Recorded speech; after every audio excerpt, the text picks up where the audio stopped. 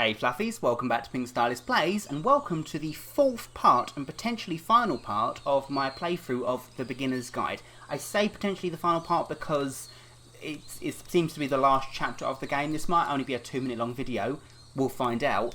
I summed up my feelings on this game pretty much towards the end of the last episode of this series.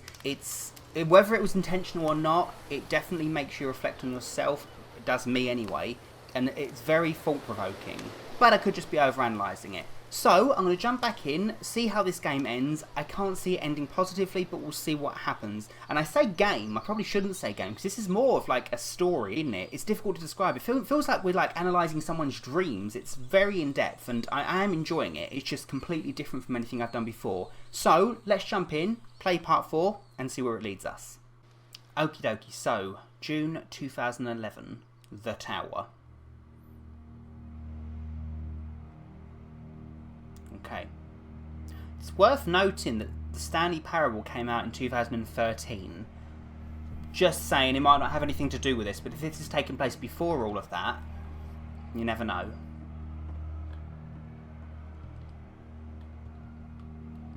And this is where I have trouble saying anything meaningful about Coda's work. Because more than anything else, the tower just feels distant. It feels like it's trying to distance itself from the world. It's a very cold game. No shit. Well, that's annoying. There's no lights up there. I'm glad I played this in one long playthrough. I may be releasing this over several days. I may release it all one go. I don't know yet. But I'm glad I've played it in one long playthrough. Otherwise, I think the meaning might get lost on me. Because, wow. This room actually has a maze in it. Whoa, whoa! Whoa, whoa!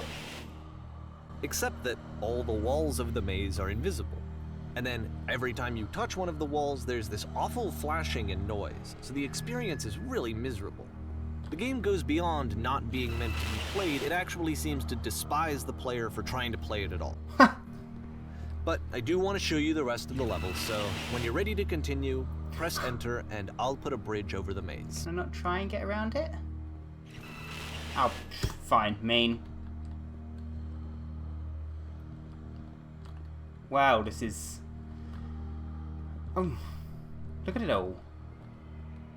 Bleak, I think is the word I'm looking for here. And to be fair, it's not like this is the first game that's needed some modification to be playable. Like the house cleaning game. You know, that one used to actually loop the cleaning chores and you just cleaned a house forever. I had to cut it off so that you could exit the house and the game would actually end. But that game had an idea that it was actually trying to communicate. What's the deeper idea behind the invisible maze? It's your own interpretation, I guess. Whoa! The Flick. only way past this challenge is to randomly guess the 6-digit code. Like the invisible maze, it's frustrating to me, because it's the opposite of everything else that Coda has made. Yeah. It doesn't encourage thought or engagement. It doesn't ask anything of me, except a lot of my time. If I could have reached him during this time, then maybe I could have asked him, but I couldn't. I still don't really understand why this is here. I'll put the code on the ground for you here, though, so that we can move on. Okay. Yeah, he showed his friends the games and he went away.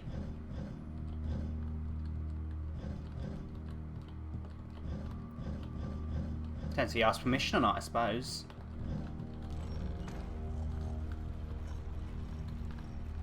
Oh. Whoa. Okay then. Spoopy. Yep. The switch to open this door is actually on the other side of the door, meaning that it's literally impossible to solve from this side. So even if you somehow brute forced your way through the first 2 challenges, and you got to this point, there's actually just no way to progress. And it's scary for me, the idea of Coda cutting himself off entirely, just saying, you know, that's it, that's the end of the conversation, not giving me any way to fix the problem. I feel like a failure, I guess, when I can't fix the problem. but I can open this door for you, so let me do that. If it gets to the end of this and Coda's actually him, it'd make a lot of sense. Flick. Ooh. Was I a failure Flick. for not understanding this game? Yeah. I don't know why I would be. It's not like everything needs to have a solution, but I feel it somehow. I feel like I failed, and I don't understand why. I remember, it's June of 2011.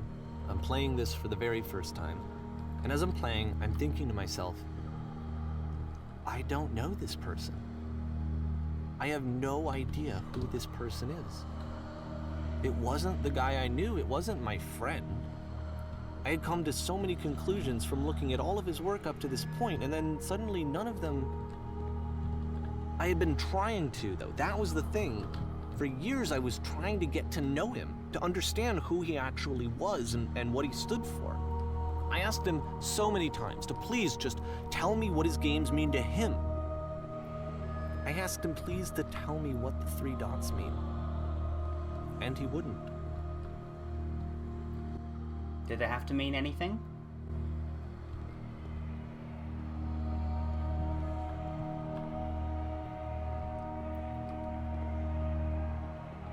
I just felt so strongly that if I could have connected with him, that if I could have somehow made his work my own, that I would finally be once and for all happy. It was that I needed to see myself in someone else. I needed to be someone other than me. But he stopped and left, and it felt somehow like I had failed.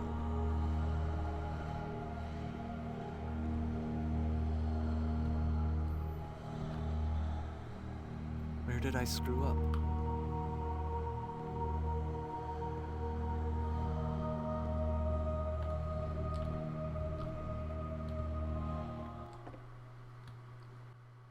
Well, there's a shift. I'm the reason that you stopped making games, aren't I? It's because of what I did. I poisoned it for you.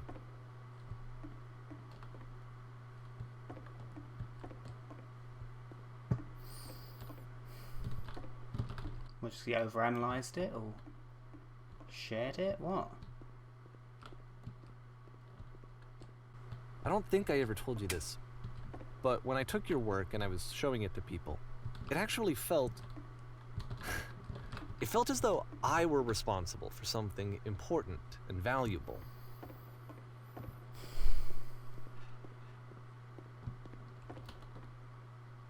And the people who played them, they treated me like I was important. They really listened and cared about what I had to say. Even though I was showing your work, it was... I felt good about myself. Finally.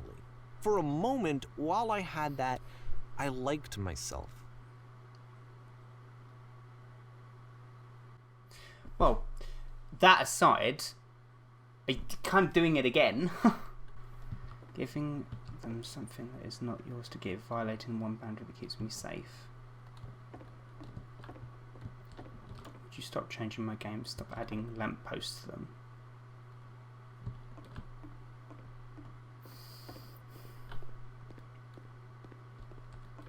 And then you stopped, and I didn't have anything left to show people. I just had to be with myself. And as soon as that happened, there was no feeling at all. Nothing. Less than nothing. Oh. What does that mean?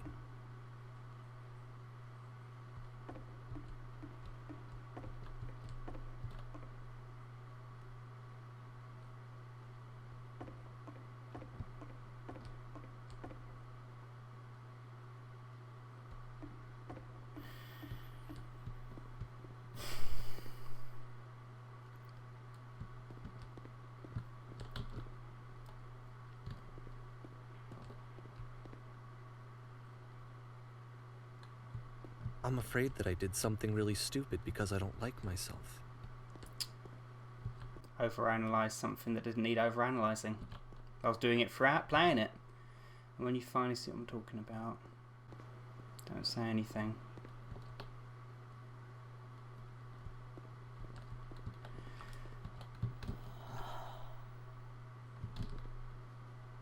That's why I'm releasing this collection of your work, is because I haven't been able to find any other way to reach you. I've tried everything. And so a part of me has hope that if I put this compilation out into the world, and if I put my name on it, that maybe enough people will play it so that it'll find its way to you, so that I can tell you that I'm sorry. I know I screwed up. If I apologize to you truly and deeply, will you start making games again? Please, I need to feel okay with myself again. And I always felt okay as long as I had your work to see myself in. I mean, is something wrong with me? Because I know that I did an awful thing, and I'm doing it again right now. Like, I'm showing people your work, but I can't stop myself from doing it. That's how badly I need to feel something again, like I'm an addict. There has to be something wrong with me. Can I apologize? What if I tell you I was wrong? Will that work? Will that fix it? I don't know. I don't think it will, but there's nothing else that I can do. Just tell me what you want. I'm sorry. I'm sorry.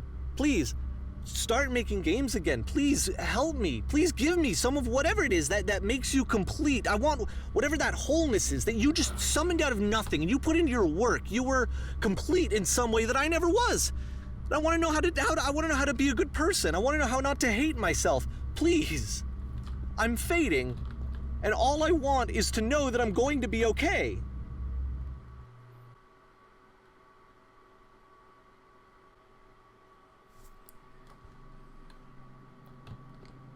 I'm not really sure what to say at this point.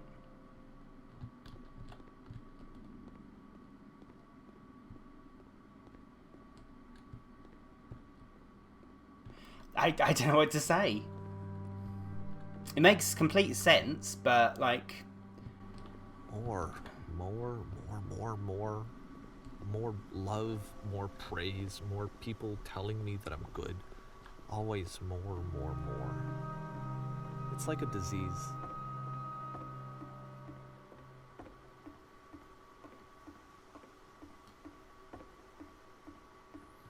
Once you do one thing that someone likes, I guess you have to keep doing that to feel the same happiness, just bigger each time. That's the problem with social media, I suppose, isn't it?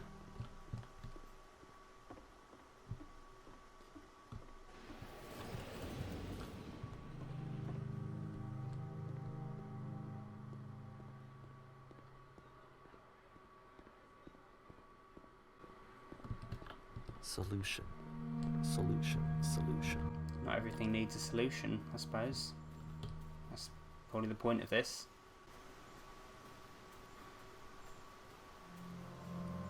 I guess if someone had told me ahead of time that he just really enjoyed making prison games, maybe I wouldn't have thought he was so desperate.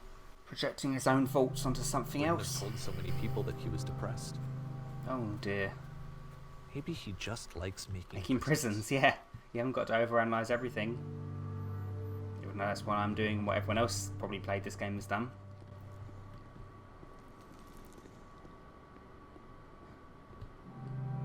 Wow. Even now, the disease is telling me to stop. Don't show people what a shitty person you are. They'll hate you.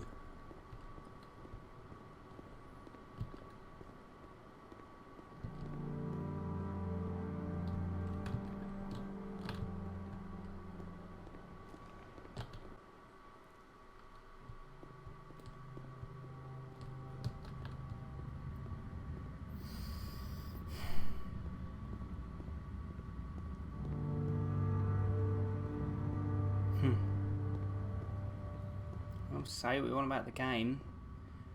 It's kind of masterfully... If I knew that my life depended on finding something to be driven by other than validation, what would that even be? Masterfully executed. It's strange, but the thought of not being driven by external validation is unthinkable. Like, I actually cannot conceive of what that would be like.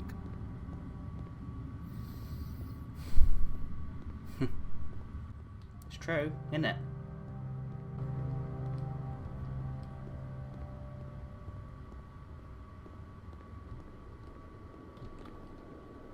What now? This seems to be a thought process I know amongst a lot of my friends, a lot of creative types, people that do things, jobs relating to creativity. You get what I'm saying? I think I need to go. Seems to be most of us are plagued with these faults. I'm sorry, because I know that I said that I would be here and I would walk you through this, but I'm starting to feel like I have a lot of work to do. I have a lot that I need to make up for, and so I'm just gonna... Okay.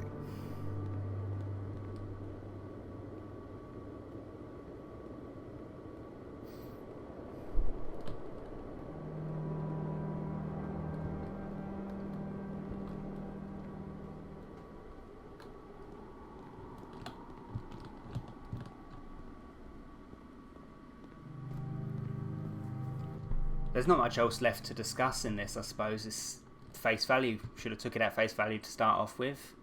The whole point of it is he's overanalyzed his friend's games. That could have just been just that, just jumping from idea to idea.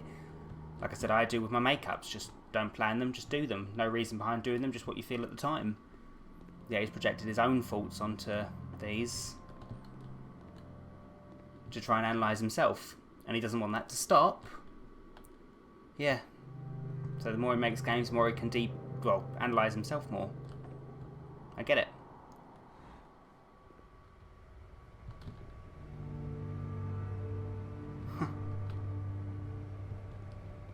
It really is an expertly executed game, if you want to call it that. The idea can't... very, very well written, I guess. Either way.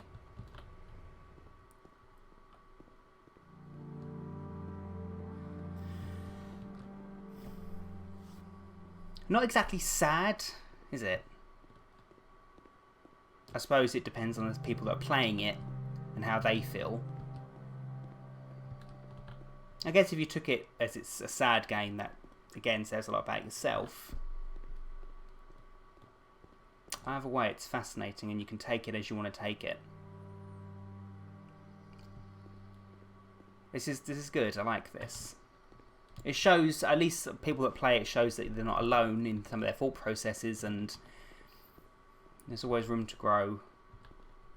You'll never get around these faults, but you can find better ways of coping.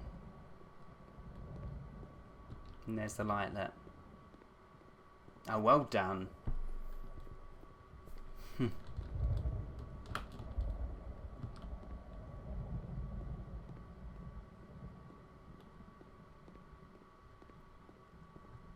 Well done. And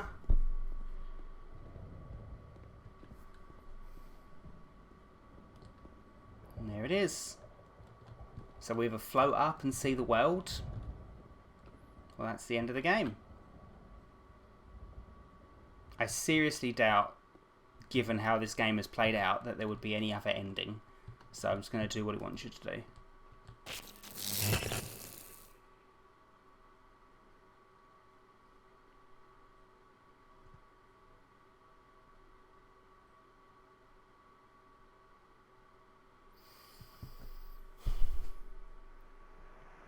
It's just one massive metaphor, isn't it? Choose your own path and whatnot. Oh, well done.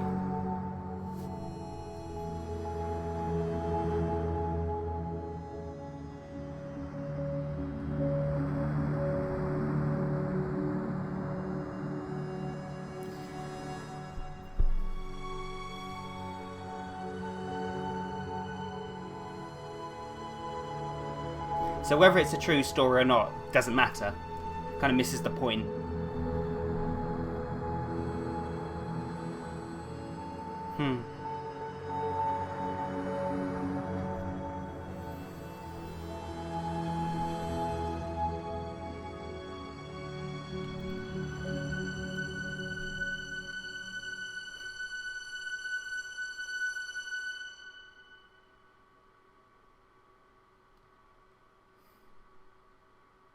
Turn back. Well done. Turn back from this cave. going to assume that's the real name. Let me prove that I'm brave. Let me keep going. I'm sure there's an even deeper meaning behind that. We're going to go there. Oh, well done. Oh, that was... I'm going to be thinking about this for a while. I apologise if you can't hear me too well because of the sound here, but... I'm going to wait until the end of the credits and I'm going to talk a little bit more, but I don't think there's much else to say.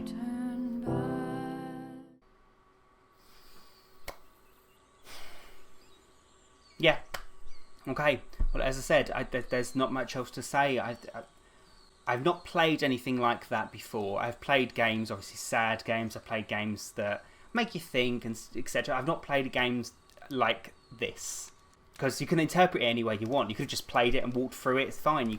It's just open to complete interpretation. It'd be fascinating to see how other people have played this game and interpreted it.